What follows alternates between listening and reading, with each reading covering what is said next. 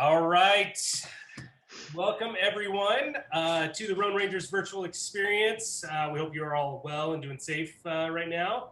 My name is Tony Quayle. I am the general manager for Thatcher Winery and also the president of the Rhone Rangers.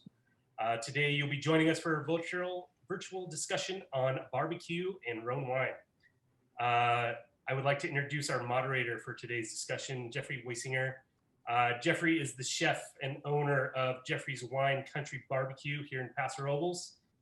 Jeffry's been in Paso area for some years now, been on the food and beverage scene for quite some time.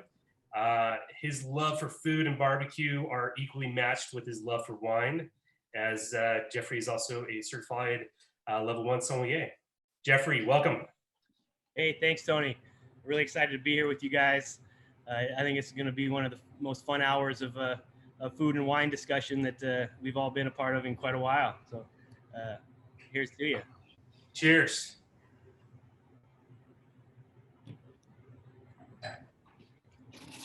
Well, welcome. All right, so I'll let you kick it off and introduce our panelists for today.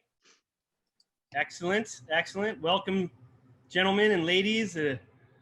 Everyone who's joining us from across the country. It's an honor for me to be here with some of the most talented Rhone winemakers in the area here and beyond, because we have Oregon represented, we have Paso represented, we have Santa Barbara County represented. And these are all some of my favorite areas. Josh up here with Gargantua.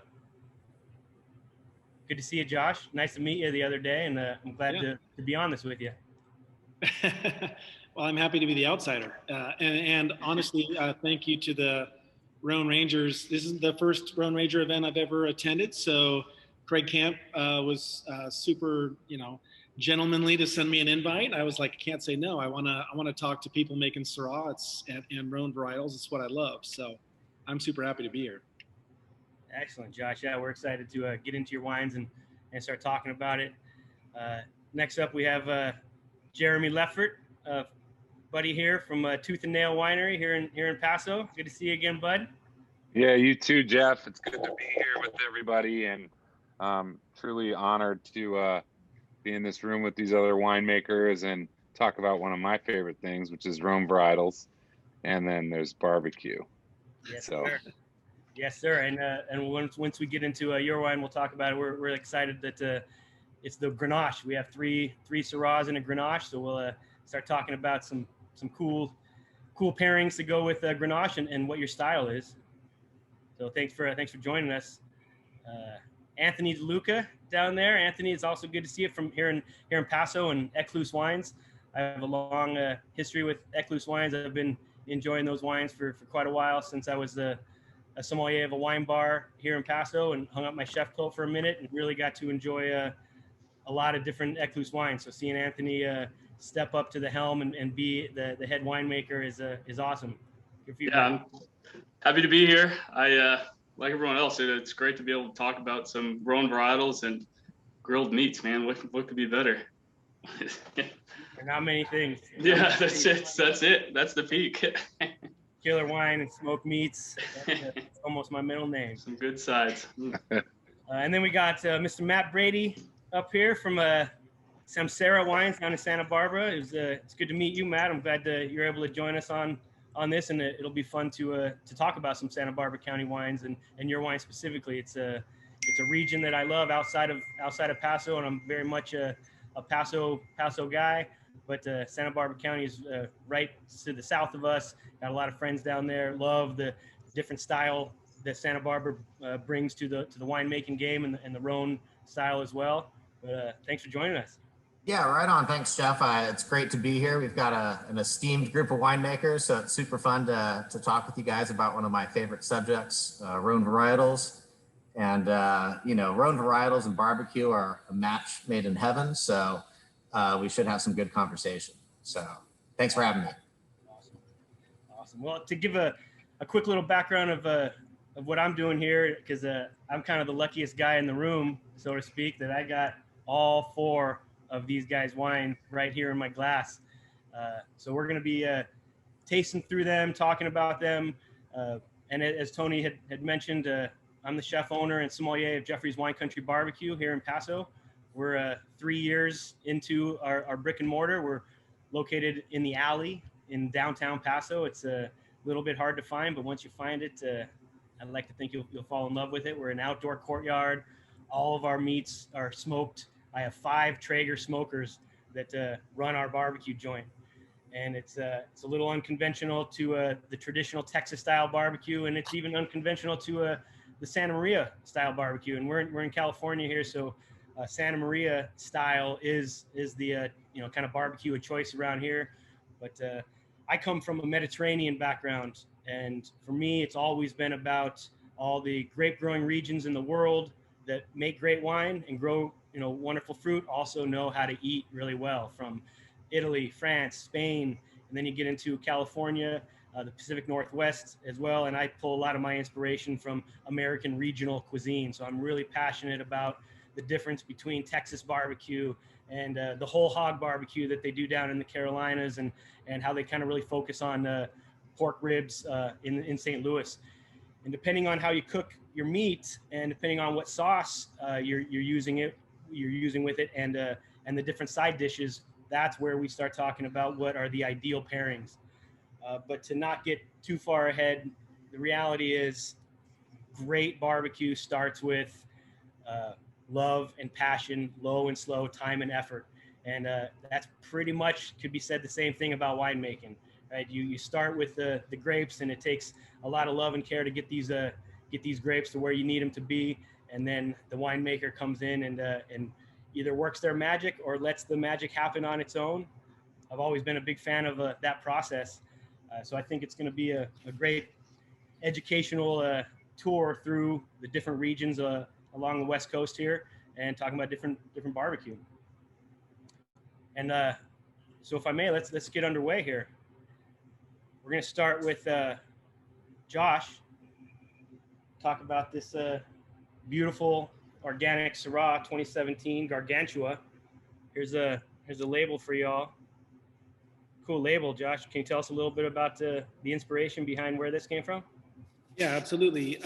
So the name Gargantua, actually, my wife. So I'm pretty new to this group. I'm definitely the outsider in a very happy way. I'm super happy to be here, and I only say that because I'm known for Pinot Noir and Chardonnay. But to be quite honest with you, if my wife Caroline was here, she's from Beaune. We met in Burgundy when I was studying winemaking as a postgraduate. But I drink more Syrah than any other varietal in the world, way more than Pinot Noir and Chardonnay. It's just something I've always loved since I was a 21-year-old. As an undergrad, I lived in Lyon, France. And as you guys may know, Lyon, France is kind of this ancient Roman crossroads where the Rhone starts to the south and Burgundy starts to the north. And I spent a whole year there kind of just eating and drinking, and I fell in love with a lot of varietals, but Syrah stuck with me. And I always wanted to make Syrah, but being a Willamette Valley producer of Pinot Noir, honestly, I'll be really transparent with you guys, is that when a Pinot Noir producer makes Syrah, people always ask you, how much Syrah do you put in your Pinot Noir? And so I never wanted to make Syrah under the Bergström label because I didn't want to have to field that question. But in 2013, we came up with this label. Caroline, my wife, came up with the name. The name references a great Renaissance piece of, or a series of literature from François Rabelais. So this is François Rabelais in the Renaissance period wrote a bunch of books about 2 hedonistic giants who went around Paris eating and drinking and doing kind of naughty things, Gargantua and Pantagruel. And so I kind of felt like we all have an inner Gargantua, kind of, and so I wanted to create a label where the man whose shadow was the beast. And I hired my childhood friend, Nat Mead, who's now a well-known artist in Brooklyn, New York, to paint me a triptych of 3 originals of a man whose shadow is the beast, and that gave birth to Gargantua. So we started making this wine in 2013, 100% whole cluster, 0% new oak, all large format Syrah. And it honestly, the project started with, I wanted to make Oregon Syrah and I wanted to make California GSMs. kind of like a Northern Rhone, Southern Rhone concept.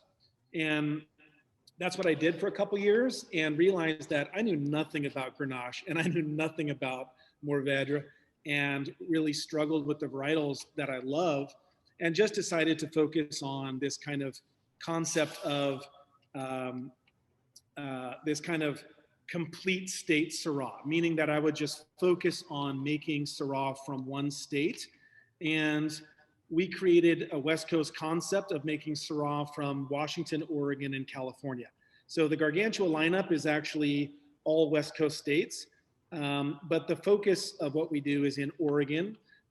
In Washington, we made wine from the Lake Colleen Vineyard in Walla Walla, and in California, we worked with our dear friends and Chris Hamill, one of my greatest allies and friends for so many years at the Biennacido Vineyard.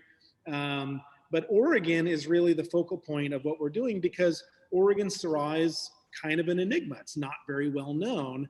There's not a lot of it made, and I wanted to jump on board, so to speak. So we started the Gargantua label in 2013, and with this idea of this complete state Syrah, meaning that we are pulling Syrah from almost every appellation that Syrah is grown within the state of Oregon. So we're in Southern Oregon in the Applegate Valley and in the Rogue Valley, and then we are also in the Willamette Valley, and then in the Columbia River Gorge.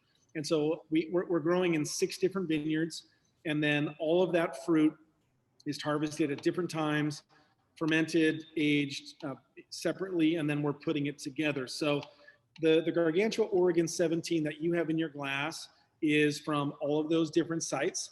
And I think it's important to say that I'm really striving to, for Oregon especially, which for a long time was making Syrah that tasted kind of like rich Pinot Noir.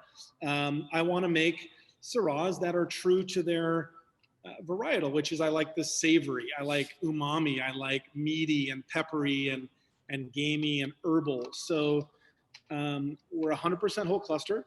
We're harvesting a little bit early for most appellations, because I'm not looking for too much fruit and alcohol expression, because again, we're using 0% new oak and only large format barrels like the ovals you see behind me. So what I'm looking for is that kind of salty, savory expression of Syrah, and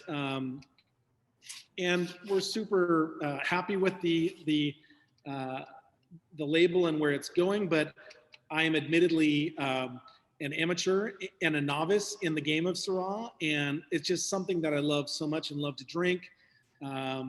And this idea of putting Syrah and barbecue together on a Zoom was like, I'm in. How great is that, right? You know, so yeah, buddy. I can tell you what it doesn't taste like you're an amateur at in making Syrah. To my palate, it's a beautiful wine, by the way. And being a guy from Paso, and there's a thing that we get here. If you drink too much Paso wine, you can get this Paso palate. And as a chef, restaurateur, sommelier in the area, I'm fortunate enough to drink a lot of Paso Syrah, a lot of Santa Barbara County Syrah. But when I get up into Oregon, it's the terroir that I think I noticed right off the bat. And I've always talked about Oregon as a region. Whether you're talking about Pinot Noirs or Syrahs, there's this meatiness, there's this gaminess in the best sense of the phrase. But I think it's the whole cluster. It's the whole. You put your nose into this wine, and there's that great combination that I'm looking for of fruit, but also that classic kind of leather, and some of the, you got leather, you got a little bit of minerality coming through on this wine. It's just a really, really nice wine. The whole cluster fermentation, I think it really hits your palate in a really cool way. It kind of coats your palate. And anytime I'm talking about a food and wine pairing, the acid is there, but I think the tannin structure from that whole cluster fermentation really shines through. So it leaves your palate with this great kind of coating. What do I want to do to pair something with that? The idea is to kind of find something with a good amount of acid and a good amount of fat that's going to kind of strip that away get some great flavors from the barbecue, and then able you to go back to the wine, coat it. I'm gonna bring in my my guest host. The sampler. This is the barbecue sampler tray. A few of you guys watching at home had ordered this here in Paso. So this is what we got. This is what we're gonna play around with and talk about the pairings today. Over here in the corner, I have our pulled pork. I have our chopped brisket. I have our pulled chicken. These are our St. Louis style ribs.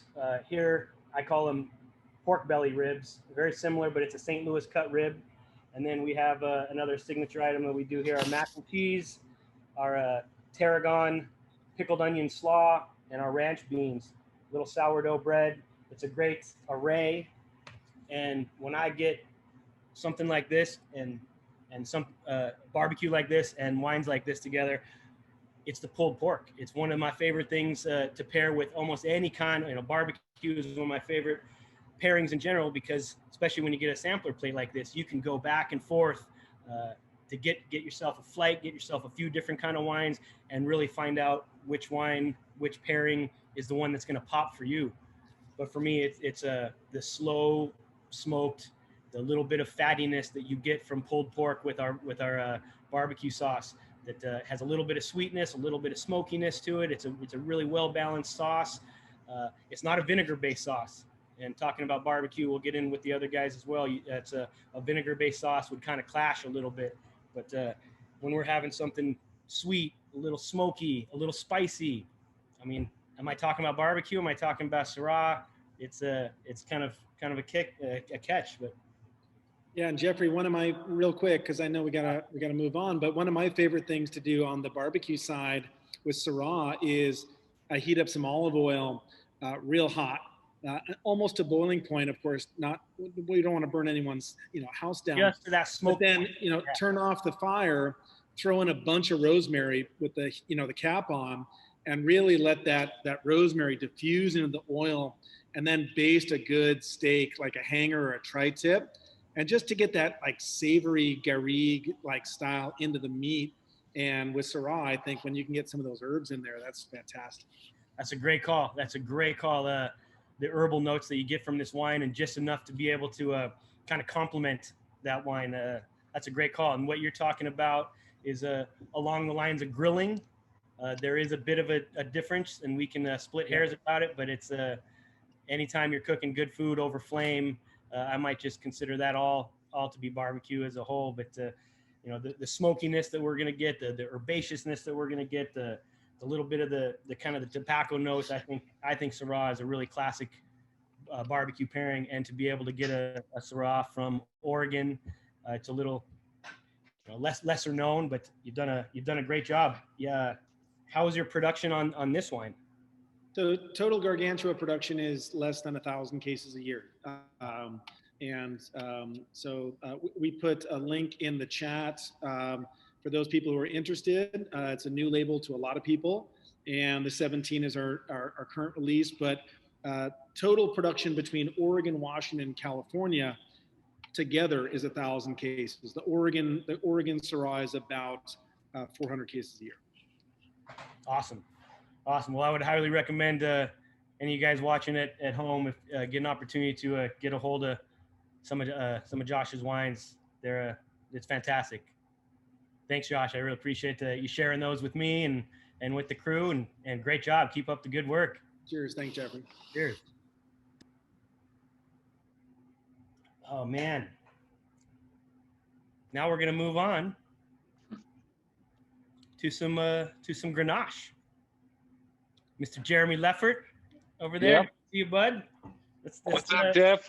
Let's delve into the Grenache. We just came from Oregon, tasting some organic Syrah up in Oregon. Now we're gonna get into some Paso Robles, it's Santa Maria Valley fruit. Yeah. Yep. So hi everybody. Jeremy Leffert. I'm the director of winemaking for Tooth and Nail Wine Company, and today we're actually drinking the 2018 Amor Fati Grenache. And right there on the map is where Murmur Vineyard is a vineyard that the owner of Tooth and Nail planted in 2007. It's just 8 miles from the ocean. It's west facing. Most of the blocks are all sand, which is really exciting, which I'll get into in a minute. And it's predominantly planted to Chardonnay and Pinot Noir, but there's some really spectacular Grenache and Syrah. And, you know, I've been with this company for 6 years and have been developing this Grenache, and it's kind of my muse. I really, really enjoy drinking Grenache and making it as well. It's, you know, probably 8 out of 10 bottles that my wife and I drink are Grenache at home, and probably 75% of the wine we drink is from France. But I think coastal winemaking in general is really exciting to me because it's quite a bit cooler, and we really the ocean is kind of like the guardian of the acidity, and it really lets me kind of achieve my, you know, stylistic goals of the wine with my harvest decisions, and lets me kind of get out of the way in the winery. And really what I've been working on in my time here is really building these wines with what vessels I ferment them in. And that's something that has been an ongoing process. And the 2018 was all destemmed. And about 60% of the blend was one clone that was planted on pure sand, and 40% was in another soil on the southern end of the ranch that's about 60% sand, and then the rest is clay. So it's a heavier soil, and they have different row orientations, and the resulting wines have total different personalities, and one is power, one is elegance, and really I want both of those with Grenache. So yeah, like I said, this was all destemmed, and this was actually fermented spontaneously with native yeast. And this in particular was fermented in 60% was in large oak, like a Foudre open top, with very thick staves that's several years old. I think I bought that in 2014. And then the other 40% was fermented in a mix of either concrete or headless puncheons, so 500-liter barrels. And this is what I'm really working on, is managing my ferments and harvest dates to achieve these stylistic goals. And like, it really allows me to just sort of just keep my wines topped and then pick out the right lots to blend this up.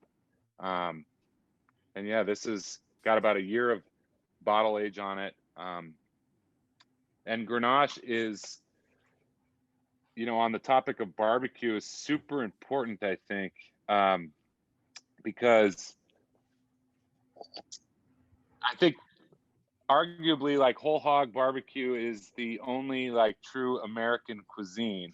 And I'm just gonna say that. I'm not gonna argue with you. I think it's a good point. It's definitely a good point to bring up.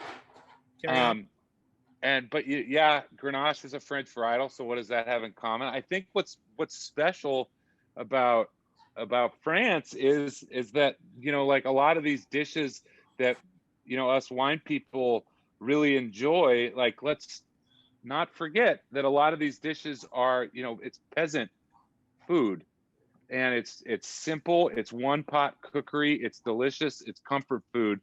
And that, I think, is really kind of the essence of barbecue in the US. And Grenache and Syrah, like everybody else has today, like, is the best because it's comfort food. You can dress it up if you want, you can get fancy, and Rhone varietals are that versatile. Yeah. You know, and that's, I agree. And that's important to me. Yeah, speaking of you know, French cookery and wine pairing, when you're talking about stuff like this, wines like this, the style of open fire cooking, one of my favorite dishes. So I have a Mediterranean background again, and I really was into French cooking before I got into American barbecue. One of my favorite dishes to pair with Grenache is a classic French dish called cassoulet. You're familiar with that? Dude, yeah. Yeah, we might have to get together and do something like that, because this wine screams cassoulet to me. It screams, how can we take cassoulet in the traditional French technique and do it with a little bit of a barbecue inspiration? Can we take the sausage? Can we grind our own sausage and put it on the smoker? Can we take the duck confit? Now, we've done this here at the restaurant before, where I've done what we call smoked duck confit. And as you all know, or may know, confit means to cook in its own fat, and to take a duck leg quarter, which is kind of the staple in cassoulet, and to cook it on the barbecue, cook it on a smoker, and then it just allows that little bit of smoke to kind of take over that great duck fat flavor. And then you're talking about the white beans, so there's a creaminess that really goes along with the mouthfeel that you get from this wine. To go from the Gargantua that really did have this great Gargantua kind of mouthfeel to it, to this style, which has a wonderful mouthfeel. It's a little more silky. It's a little smooth. It doesn't completely envelop your palate, but it has a great finish to it. And if I have a wine with a great finish, what do I want to pair that with in a traditional barbecue world? Even the pulled chicken that we have here, which really, I think it would be a great wine to pair with this Grenache, that would allow the wine to show it. If you do too big of a barbecue, like possibly if you're talking about some big heavy beef ribs or even our brisket, there's enough fat in those, but there's you can kind of get this char sensation that might not be as good of a pairing. But again, when you're talking about barbecue and you're talking about wines, it's all made with love. So you'll be hard pressed to find a bad pairing, but our goal in life is to find just that perfect top shelf pairing. And I think that's where we would go with this. The cassoulet cooked on a smoker. Let's get it together. Let's do that. And I don't want to go too long, but I think kind of what's super exciting to me is like all these wines that all of us boys have made is, they're coastal, they have great acidity, and that is really important. That's coming from the vineyard. It cuts through like all the fat and everything in the barbecue. And like you mentioned cassoulet, that is like my jam, but that's not barbecue. I want to try yours. Maybe you can make it on August 1st for me. If we cook it outside over some flame and there's some smoke in the room, we're going to call it French barbecue. Dude, I cooked cassoulet like probably every week during COVID. Yeah. Just so you know. And, but I think that there is a lot of, similarities there between, the cassoulet and barbecue. And it's like kind of the essence of, I don't know, my lifestyle for sure. So, we're fortunate enough to live on the Central Coast and be surrounded by talent from the guys in the vineyard to the guys in the barrel room, to in my world, the guys in the kitchen, the guys in the prep kitchen. You taste the love, you taste the passion in the glass, and if you're going to a good restaurant, you'll taste it in the food. And so, cheers to you as well. Fantastic job on this Grenache. I wish you guys at home would have could have some of this. Next time, we're going to figure out a way to make sure everyone can get to taste this. But Jeremy's wines are pretty readily available. You can go check them out over at the castle there on 46 West, and go from there, huh? Awesome. Yep. Awesome. Very good. Well, let's move on to this beautiful Paso Robles Syrah, Écluse. Anthony DeLuca, good to see you, bud. Thanks for being a part of it. Yeah, not too far down the road from Tooth and Nail. Right. We're just off the 46 West, also just maybe a little bit more north. But I love talking about barbecue. I think most often when I talk about our Syrah, I say how it's, of anything, it's our barbecue wine. One of the main things that tends to kind of drive that flavor profile for us is we use a little bit of Hungarian oak, which something that's not super common. We use a little bit of Hungarian, a little bit of Eastern European kind of synonymous there. But it really tends to drive that kind of meaty, smoked meat, like bacon fat characteristic, a lot of that nice spice to it. And it really helps to add some of just the meatiness to the wine. On the picture here, so we have about 4.5 acres of Syrah. It's at the kind of the bottom end there in the orange.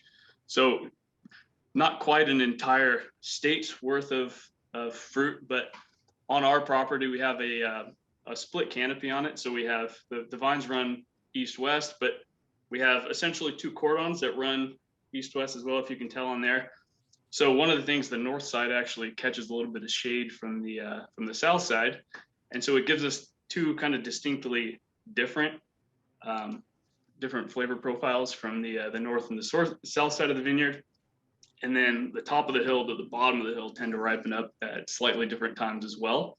So one of the ways we kind of go about it, even though we only have about 4.5 acres, usually we end up going about 6 different picks. We do really small lots, anywhere from like a 1.5 tons to maybe 3 to 4.5 tons, but really small thing. Usually the top of the hill, south side ripens up first. We'll bring that in, and then as we go through checking flavors, numbers, we just slightly kind of adjust to it. If we think we need a little more acidity, we might pull a couple bins from the bottom to throw in there and play around. So we really end up with, probably about 11 tons and 13 distinctly different lots. Each bin, we do about 1-ton fermentation bins with whole berry. So we don't do any stem inclusion. We tend to naturally get quite a bit of that kind of herbaceous spice to it. So we don't want to go too far over with it. We also tend to get a pretty good amount of tannin. So we do everything in ton or 1.5 ton macro bins and kind of a full variety of different yeast. We ideally, to me, when it comes down to finally putting things in the barrel, I want every single barrel to have some type of distinct characteristic to it, whether it's where it was from in the vineyard, what type of yeast selection we used with it, or barrel selection. I think each one of those kind of tends to drive, similar. If you're doing barbecue, it's like having your spice rack and throwing each little thing in there. So when it comes down, when we get to blending all of our barrels of Syrah together, so when you're using a single varietal, from one property, you don't tend to have a whole lot of variability, but each little difference we can have when it comes to putting those barrels together helps really make a full, complete, and rounded out, balanced wine. So it's really important for us to get each barrel having some kind of distinct it factor, so that we play around and we get this really nice flavor profile. I think probably of everybody on the list today, I would say we tend to have a little higher pH, just in being in a kind of a hotter climate. We tend to come in at like a 3.7 pH, 3.73. I know a lot of guys probably trying, especially in like Santa Barbara and Oregon, probably coming in like more 3.5 or something like that.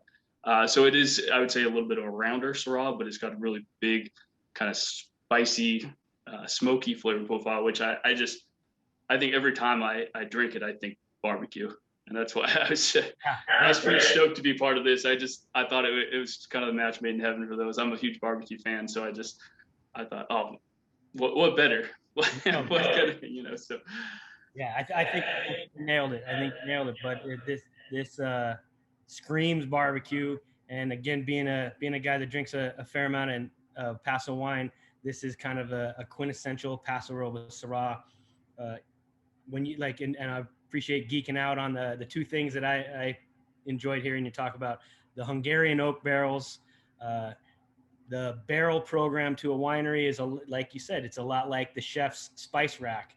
Absolutely. And the way we created our spice rub, I always think about when I first learned about Hungarian oak versus American oak versus French oak, and then the difference between new oak, neutral oak, and so forth. So I think that's a great little kind of segue into the differences between the fact that this is now our third Rhone wine that has a completely different style. You can smell the ripeness in comparison to Oregon, and Santa Maria, which are cooler climates. So this would be considered a warm climate Syrah.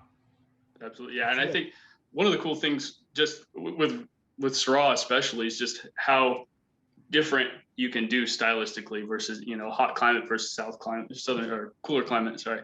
And it's a distinctly different wine.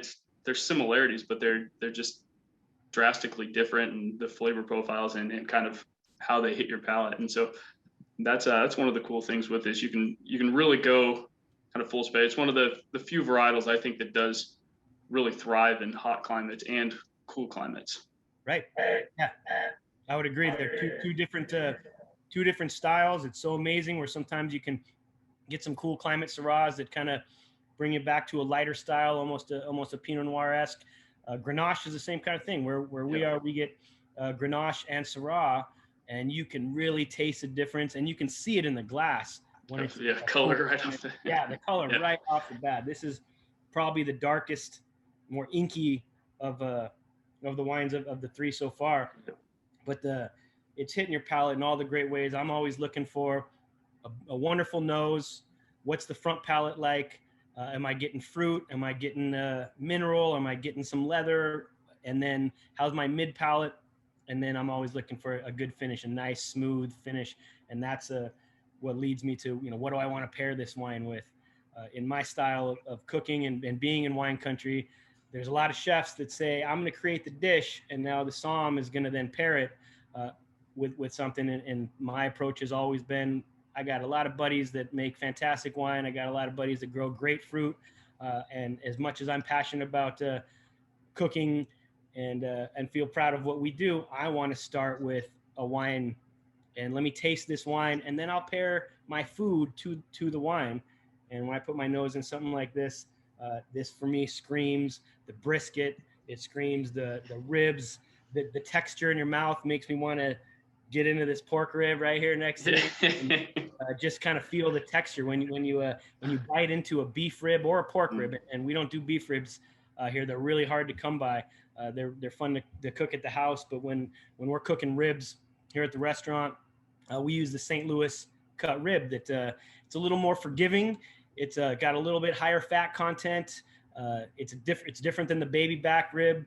And if you go to most barbecue restaurants around the country, you'll find that the St. Louis spare rib, that's the rib of choice for barbecue professionals.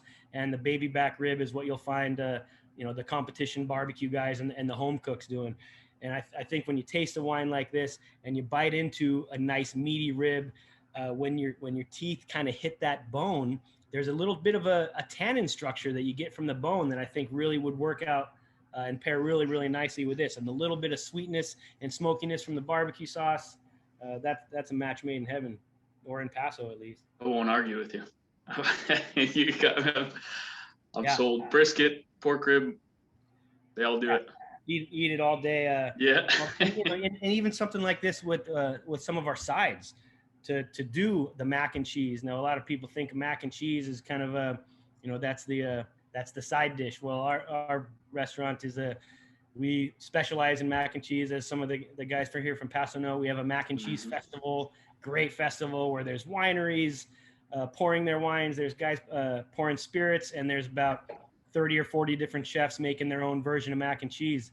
And it's one of my favorite food festivals to be able to taste how many different chefs are making mac and cheese, which is a great barbecue, side dish, and then go around and taste the different wines. And are we putting bacon in our mac and cheese? Are we topping it with brisket? Are we putting tri-tip in it? That's our whole approach. And when I get a wine like this, it just screams perfect pairing. So great job to you, man. Thank you. Appreciate it. And as I get in, this is the third wine in the lineup, and we're going to get into the Syrah. It's from the educational point that I'd like to make, it's always, as much as it sounds really cool to enjoy 4 glasses of wine in an hour, I would highly recommend when you're tasting wine. And it took me the first year of my sommelier training to learn the value of spitting, and how when you're not going to consume the wine, but you really allow the flavor profiles, the tannins to envelop in your whole mouth. And a lot of people will say, a lot of professional somms will say you might even get a better feel for the wine when you just kind of swish it around in your mouth and spit it out. The alcohol that we get from the wines gives you that great feeling, but to really taste the wine from an educational point to the art. I call it the art of spitting, because if you learn really quickly when you're tasting a lot of wines. If you're not spitting, you're gonna fall on the ground. But this is great. So now we're gonna move on over here to Matt, Mr. Matt Brady from Matt. That's SAMsARA wines. Is that correct? That's correct. Yeah, coming to you live from the cellar. We're down in Goleta, just north of the city of Santa Barbara, and yeah, stoked to taste these Syrahs together. Well, we're excited to have you on here. We're gonna get into the slideshow here. Tell us a little bit about your wines. Yeah, so we're based in Santa Barbara. Most of our vineyards, nearly all of them, are located in the Santa Rita Hills. So, probably the coolest part of Santa Barbara. It's a little counterintuitive because we're further south in California. So a lot of folks who aren't familiar with the area think that it's warmer because we're further south. But we've got this unique geological feature where our mountains run east-west. Anybody that's been here and visited wineries has heard about our transverse mountain ranges, but it's really the secret sauce, no pun intended, to what makes Santa Barbara so cool. So we have this really cool climate growing area between Lompoc and Buellton, and that's where the majority of our vineyards are. And we produce Chardonnay and Pinot Noir as well, but our cool climate Syrahs that are almost exclusively from Santa Rita Hills, I think are kind of the secret weapon in our lineup, because cool climate Syrah, is just such a spectacularly cool thing with tons of complexity and delivers on so many levels. So it's really fun to have that as part of the focus for the SAMsARA brand. And, it's kind of a different beast, than Syrah grown in warmer areas. So it's cool to focus on that with our Syrah program and really kind of highlight those savory, spicy qualities that, that can make Syrah sort of the complex powerhouse that it is, where you can have a lot of flavor concentration, a lot of aromatics, but still have a really, elegant, balanced wine. Yeah, I would have to say so as well. First time tasting your wines. Yeah, so big fan already. Right on. Thanks, Jeff. Yeah, the winemaking, it was cool listening to everybody else talk, because there's been some really insightful things said about Syrah so far. So that's been a lot of fun. I really liked Jeremy's comment about the Pacific Ocean being the guardian of acidity, and there have been a lot of kind of neat little nuggets along the way. Josh's focus on savory and spicy is definitely kind of the same mindset that we have here at SAMsARA. We're definitely going for more of that spicy, savory profile over sweet and fruity. We do want our wines to be powerful and distinctive. And I think the way that we achieve that at SAMsARA is, whole cluster fermentation is a big piece of that. And it's really about texture and mouthfeel. So even though we're picking a little bit on the early side for natural acidity, and to allow us to make, really balanced, elegant wines, we're doing a lot of whole cluster fermentation. We're doing, slightly longer than average macerations during fermentation.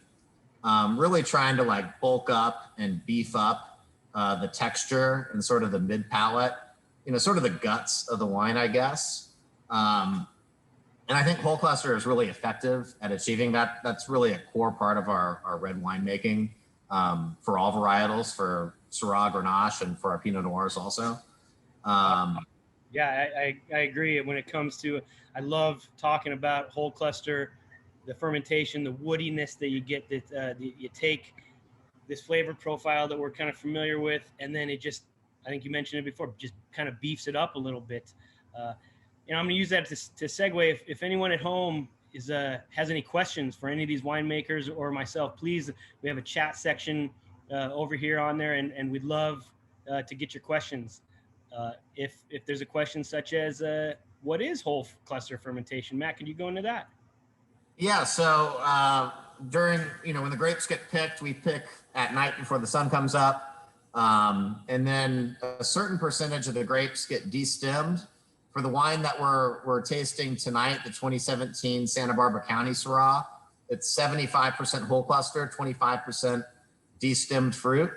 And so for the whole cluster component, we're literally fermenting the whole cluster, stems and all. And the way we process that, we run it through our sorting table to sort out any compromised fruit. Usually that's not a problem. And then we have some foot stompers in the fermentation bin, and it's cliche, but I'll say it for the folks at home. It's like I Love Lucy, where somebody's in the bin kind of gently juicing up the fruit. And, you know, we have a real minimalist approach to the winemaking. You know, it's kind of like old school winemaking with New World fruit, but we're doing native yeast on everything.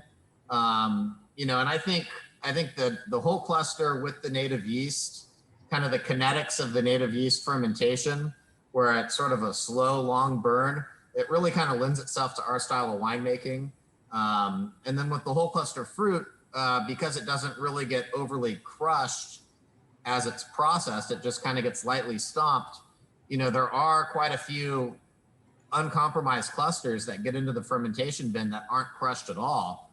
And those clusters kind of break down over time and keep the fermentation active, you know, all the way through our extended maceration. We do about 25 to 30 days of maceration during primary fermentation. So, you know, the ferments are safe. They stay slightly active throughout that time.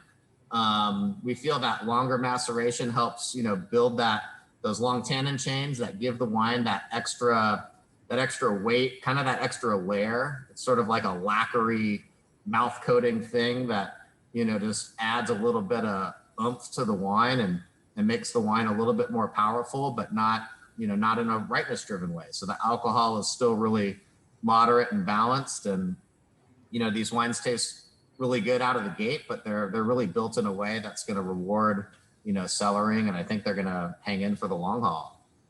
Yeah. So you have it says 13.9% alcohol on yours.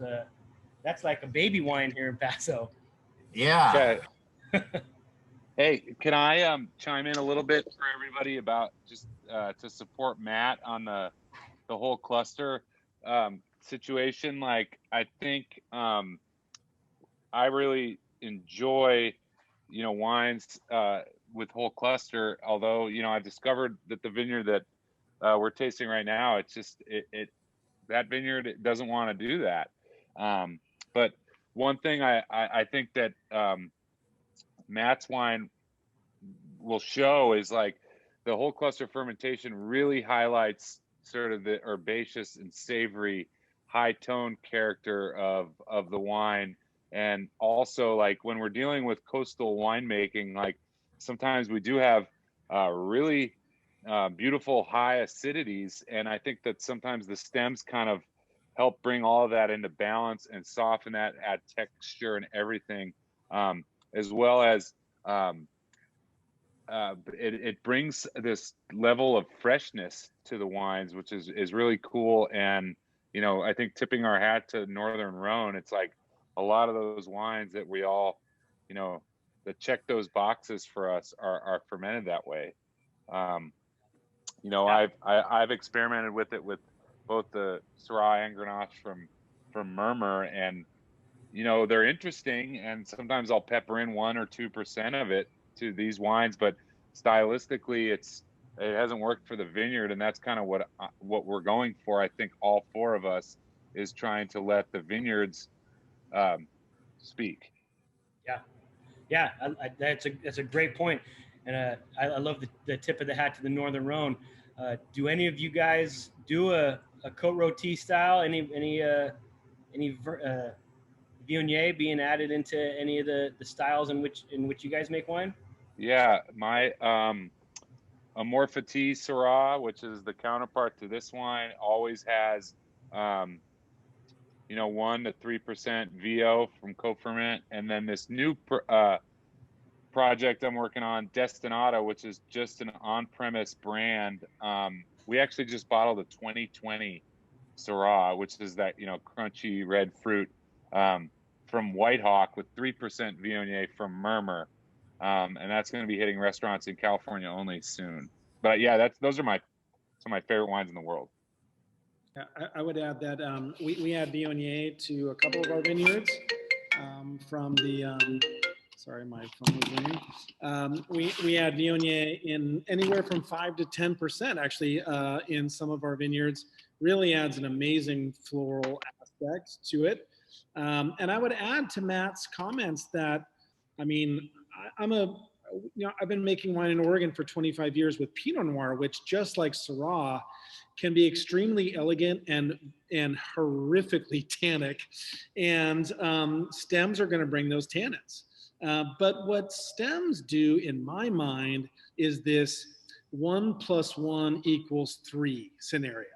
There's just something about whole cluster wines that there's something added about whole cluster fermentations and stems that we can't quite put our finger on, but they end up being, for me, the catnip style of wines that I always gravitate towards it. And they're not for everyone. We should probably mention that to everyone on the call, but they're not for everyone. But stems, in my mind, add, and it's not just the stem, it's that intracellular carbonic activity that's happening that creates so much, not only aromatic, but mid-palate and finish in the wines that I love. And of course, the tannins are going to be higher. And someone put in the chat, what does high toned mean? And that's a really good question. And I would just say, and you guys should chime in, but high tone for winemakers, I think, means high register. It's going to be on the, it's not the base notes, it's not the dark fruit, it's not the tar, the tobacco, it's high tone is going to be more bright fruits. It's sometimes, on a winemaking standpoint, high tone for us might mean an elevated VA or ethyl acetate, but those are, I don't think that's what we're talking about here, right? I think we're talking about this high register of higher notes that complement the base notes that are going to come from acidity and natural acidity and that kind of mouth-watering succulence that's really going to tie the whole base note and tannic package together. Yeah, I think for me, like, one of the things that I love about the coastal winemaking is that high tone. And for me, high tone is that nuance, and a lot of these coastal Rhone varietals have this like really cool purple flower and bacon fat and other kind of reductive kind of estery things going on that floats above the fruit, which is exciting to me. And it makes these wines really delicious, and it's super fun because these wines are so versatile. You can sit there with your nose in the glass and think about it for an hour, or you can just drink it and have like a great deal of pleasure. And I think that coastal, meaning like Paso Robles and west, and where Josh is, like, we're all coastal. Paso Robles is not like a continental climate, everybody. Let's remember that. So we're all have coastal influence, and I think the wines everybody's making is really at a high level. Anyone else want to jump on that? Because I agree 100%. All of these wines are fantastic, and thanks for bringing that up there. You can taste the coastal influence on there. They're not. I don't know if this has anything to do with it, but when you talk about the hot wines and the high alcohol wines, I started noticing that we're at 13.2 and 13.8, and we're not sitting on really, really high alcohol warm wine. So that means that these wines, that these grapes are getting picked at a great temperature. They're staying cool. They're not getting overly ripe. There's not a single wine in this lineup that I would consider to be like an overly ripe wine. So they're staying, there's a coolness to them that is great. Yeah, and it's nice having savory kind of almost, there's almost even a saline quality that you get from whole cluster sometimes. So that kind of briny savoriness that you get from some of these cool climate styles and whole cluster in particular, just to bring it back to barbecue, that's what I want to drink when I've got ribs with sauce on them. I don't want a sweet, goopy wine. I want something spicy and savory that's going to work well with that, you know, a little bit of sauce on those ribs. Yeah. Love it. Yeah. Any of this kind of stuff. This is barbecue.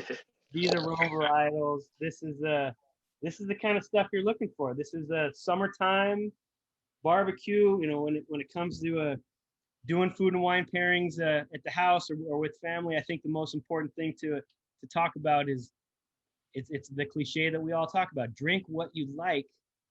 And when it comes to the pairings, it'll all sort itself out. But to be able to do low and slow cooking, or what we call it in grilling, it's hot and fast. But anytime you're taking animal proteins, putting them on the grill, putting them on the barbecue, there's one of my favorite terms in the barbecue and the grilling world. It's called the Mayard reaction.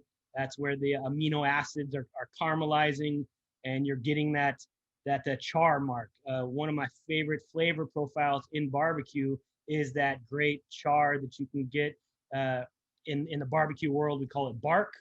So I'm looking to rub my meats with the best possible rub that you can get, and for our choice, we call it Jeffry spice. That was named by one of my sous chefs, but it's my grandfather created this spice rub. That's our all-purpose spice rub. We put it on all of our meats. We put it on our house-made potato chips. So when it comes to barbecue rubs, everybody's pretty much doing the same type of thing. It's all about the ratios and the percentages. So our rub consists of salt, meshed ground pepper, granulated garlic, smoked paprika. Those are my 4 components, and you might notice some folks like to add sugar to that list, and you might see a lot of rubs, especially the store-bought rubs, that have sugar in it. Well, we opt out here at the restaurant in my style of barbecue to avoid the sugar in the rub, because Lord knows there's plenty of sugar in the barbecue sauce. So we're going to allow the meat to really absorb the great smoke flavor, hit it with a killer rub, and then find your favorite wine, preferably a Rhone varietal. And when you're tasting the difference, I mean, it would be fun. You know, maybe one of these down the road, we'll start talking about Mourvedre and some of these other great Rhone varietals that really pair well with wine, but these that pair well with barbecue. But to be able to taste these 3 Syrahs and this Grenache, and knowing that as soon as we get off this thing, I'm going to get to devour this entire plate of barbecue. It's going to be a good Thursday. Feeling good about it. How about you guys? How you guys feeling? Good. Yeah. I think we might have to swing down the road and come by and grab some barbecue. I tell you I'm what, on my way. I think Yeah. you brought something up which kind of brings this whole thing full circle. It's like, you know, Matt was saying, you know, the low and slow fermentation, right? Or the hot and fast. And that's definitely like something I've been working on. You know, like he was 20 something days on the skins, like this Grenache was 9 days. wow. So it's like, how do we want to build these wines during harvest is really important to get the style we want. And, you know, there's no wrong or right. It's like whether we get our goals and what we want to do. You know, and what was interesting for me, what was really inspirational in 2013, I was at Domaine Auguste Klopp in Cornas, and they told me that without fail, every year the Cornas never spent more than 11 days in the tank. I mean, it's whole cluster, but they're also going through a crusher. So there's a huge tannic potential, right? So 11 days, and that's like a real dogmatic thing for them and 3 generations of what they know. And then I have friends who do Syrah 120 days on the skins in the gorge and other places. And, you know, so whatever presents the beauty of your area and really captures the varietal, that's the exciting part, and that's what makes Syrah so diverse. When I started making Syrah, I was thinking, well, I'll approach it like a Pinot Noir winemaker, and it's just not the way to do it. It's such a different varietal, and it requires so much different attention than any other varietal does. Yeah, I think I agree, and they're showing really great. I'd like to kick it back to Tony. I know we're running a little bit late, but I hope everyone's enjoying themselves. this is the time to see if there's any questions from any of the folks at home watching. What do you think, Tony? I think we hit them all while we were chatting. So Josh just answered his question about the 3 different Syrahs in the chat, so you can go and view his answer about his 3 different Syrahs in there. So feel free to grab them there. But I think we hit them all. And you talking about food, I'm ready to. I'll be there in about 20 minutes. All right. So I think it's about time to wrap it up, guys. I want to thank Josh, Jeremy, Anthony, Matt, and Jeffrey. Thank you guys for taking time out of your busy schedules for this great discussion. Unbelievable. Loved hearing everybody's about their wines and the food. It was awesome. And I want to thank everybody who joined us for taking time out of your day. Thank you so much. Please be on the lookout for our next virtual discussion in August, where we will be focusing on a Rhone Ranger legend, Gary Eberly. So want to thank everybody. Appreciate you, and have a great day and enjoy some barbecue. All right. Thanks, everybody. Thank you. Thank you, guys. Appreciate it. Have a great day.